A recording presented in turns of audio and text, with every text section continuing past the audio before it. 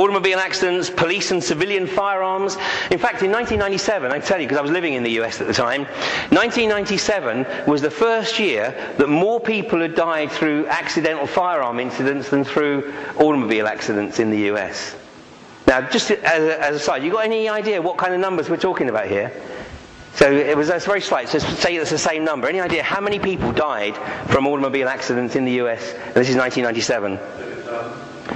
Pretty good guess, David. It's 47,000. It was 47,000 from automobile accidents and 47,700 in 1997 from firearm-related incidents. And of course, terrorism. I mean, any idea how many people, forget the military campaigns, but that aside, how many people actually die from terrorism? Once you discount 9/11, once you discount the Madrid bombs on 3/11, the London bombs on 7/7, etc., any idea how many people die from terrorism? None. Big fat zero. And yet we have a war on terror. But, basically, fundamentally, what's killing people is not terror. It's the pharmaceutical industry. And they want more of the action. So why don't we know about it? Well, that's really very simple. The dumbing down process is remarkable. It's very, very successful. A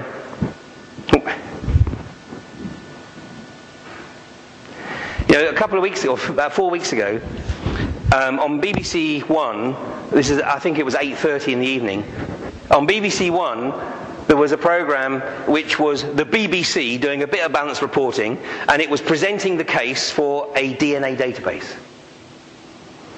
On Channel 4 was Peter Oborne doing an expose of corruption in the EU.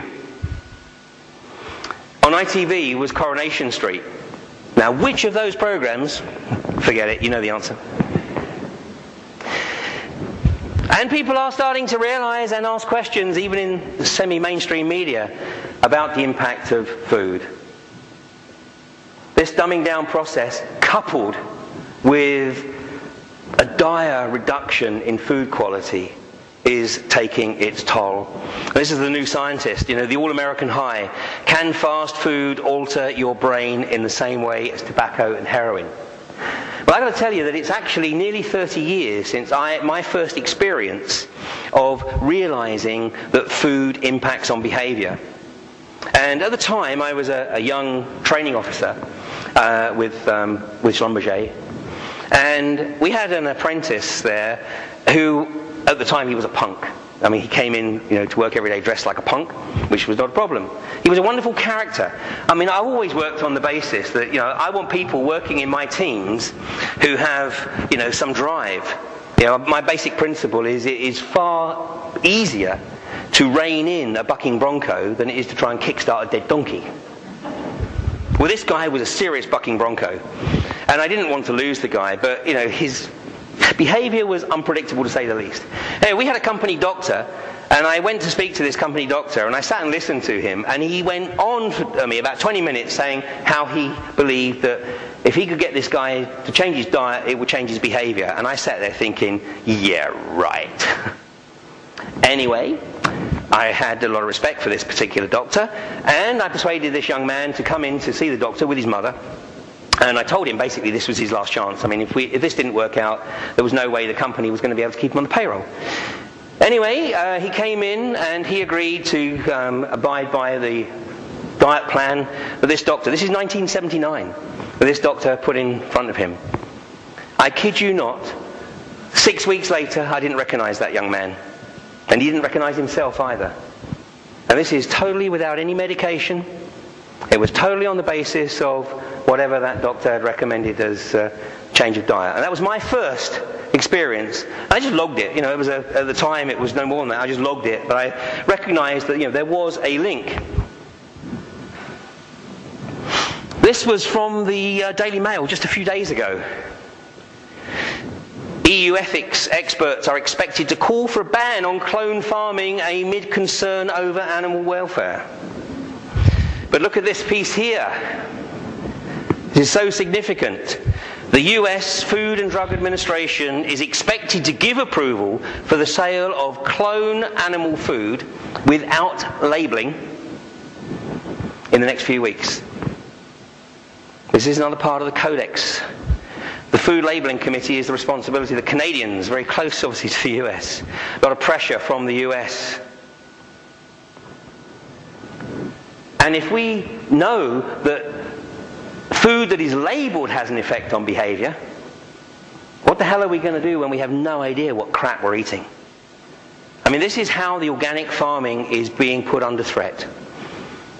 Because once the labelling is removed, how is the consumer to determine whether the piece of meat they're buying is cloned, is contaminated with growth hormone? You know, it shouldn't be any surprise to you that Texas is the largest provider of prime beef in the US, and where do the biggest people live? Yeah? That growth hormone doesn't just stop in the beef. I mean, there's the physical evidence. I lived in Texas for 4.5 years. I mean, they're monsters. It's like living in a land of giants.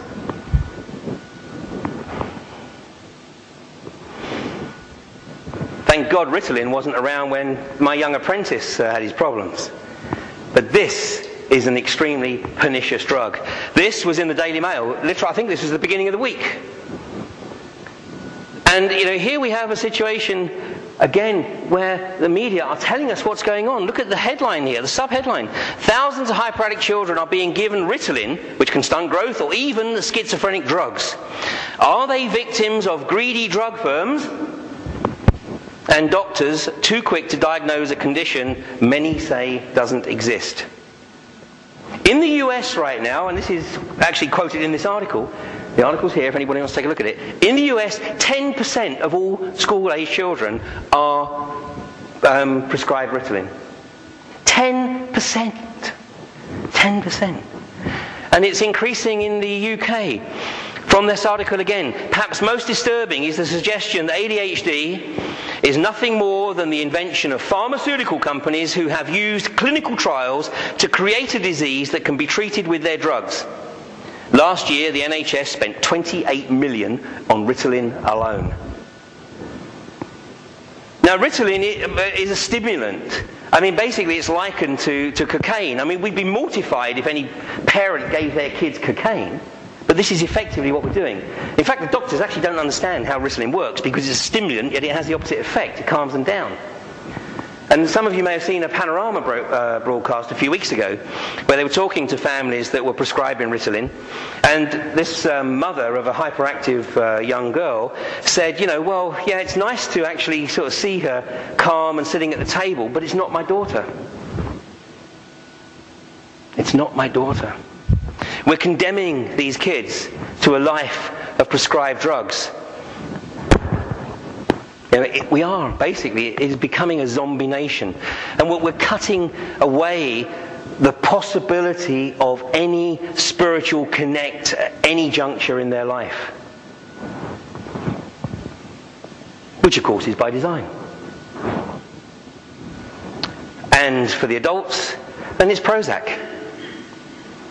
And I had a doctor friend of mine, and I asked him, you know, why it was that, you know, out of the people that I knew, there was always more women that were on Prozac than it was the men. And he said, well, that's very easy. He said, because the guys have to be dead before they go see a doctor.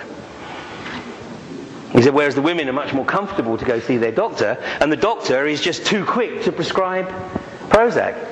And then now what's happening is a lot of doctors have little more than a database. You know, what's your problem? Oh, stress? Shh. Oh, Prozac. You know, I mean, they're not even making any informed decision. It's just key in the information into the database, and they're being paid $250,000 a year to provide that information. It's outrageous. Oh, and obviously this was for my benefit. You know, the daily super pill for men over 50. Well, apparently, this is the basis, this drug is the same basis as this experiment here. Well, this was on the front page of The Independent at the beginning of this month, Friday the 2nd of November. And they tried it out fortunately, they tried it out in mice before they decided to offer it to the 50-year-old men. And this is on the front page of The Independent. It says, it can run for hours